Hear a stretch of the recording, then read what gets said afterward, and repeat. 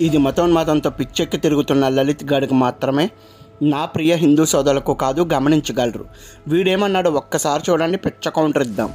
దానికంటే ముందు మన ఛానల్ని సబ్స్క్రైబ్ చేయడం మర్చిపోకండి. ఆంధ్రప్రదేశ్, తెలంగాణ రాష్ట్రాల్లో క్రైస్తవ్యం రూపు మాసే వరకు కూడా మా వంతు ప్రయత్నం మేము చేస్తూనే ఉంటాం.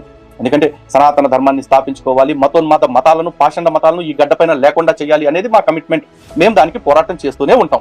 ఎందుకంటే ఇదే నేల మీద, ఇదే దేశంలో ఉంటూ భారతదేశంలో సనాతన ధర్మాన్ని మలేరియా, డెంగ్యూలతో పోలుస్తారు. ఇక్కడ సనాతన ధర్మాన్ని లేకుండా తుడిచిపెట్టేస్తా ఉంటాడు. ఒకడు పెర్రిగడి పేరు ఎత్తాడు, ఇంకోటి చోటా భీమ్ గడి పేరు చెప్పుకుంటాడు. ఎవడు ఏ పేరు చెప్పుకుంటే మాకెందుకురా, సనాతన ధర్మాన్ని మేము తొక్కేస్తాం, నాశనం చేసేస్తామని చెప్పేసి ఇలాంటి దిక్కుమల వాళ్ళని అడ్డం పెట్టుకుని మీలాంటి వాళ్ళు ప్రయత్నం చేస్తుంటే, సనాతన ధర్మాన్ని నాశనం చేయాలనుకుంటున్న పాషండ మతాలను మాత్రం ఇక్కడ కొనసాగించాలని మేము ఎందుకు అనుకుంటాం? షేర్గా చెప్తున్నాం, ఏం చేసుకుంటావు చేసుకో. భారతదేశంలో సనాతన ధర్మాన్ని పాడు చేయాలనుకునే ఏ మతాన్ని కూడా ఈ భూమి మీద ఉండనివ్వం. నువ్వు కాదు కదా, నీ తాతల దిగొచ్చిన క్రైస్తవ్యాన్ని ఆపడం మీ వల్ల కాదురా. ఏం చేసుకుంటారో చేసుకోండి. క్రీస్తు వారిని చంపితే క్రైస్తవ్యం ఆగిపోద్ది అనుకున్నారు.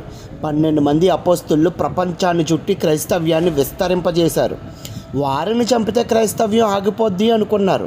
కానీ ఇప్పుడు క్రైస్తవులు కోకొల్లలుగా ఉన్నారు. మమ్మల్ని ఆపడం మీ వల్ల కాదు కదా. మీ తాతలు దిగొచ్చిన వదరా లల్లి పాప. ఈ దేశం నీ అబ్బ సొత్తేంట్రా సన్నాసి. భారతదేశం సర్వమత సమ్మేళనం, లౌకిక దేశం. నువ్వేంట్రా, నీలాంటి గొట్టంగాలు ఎంతమంది కారు కోతలు కూసినా క్రైస్తవ్యం ఆపడం మీ చేత కాదురా తెంగర సన్నాసి.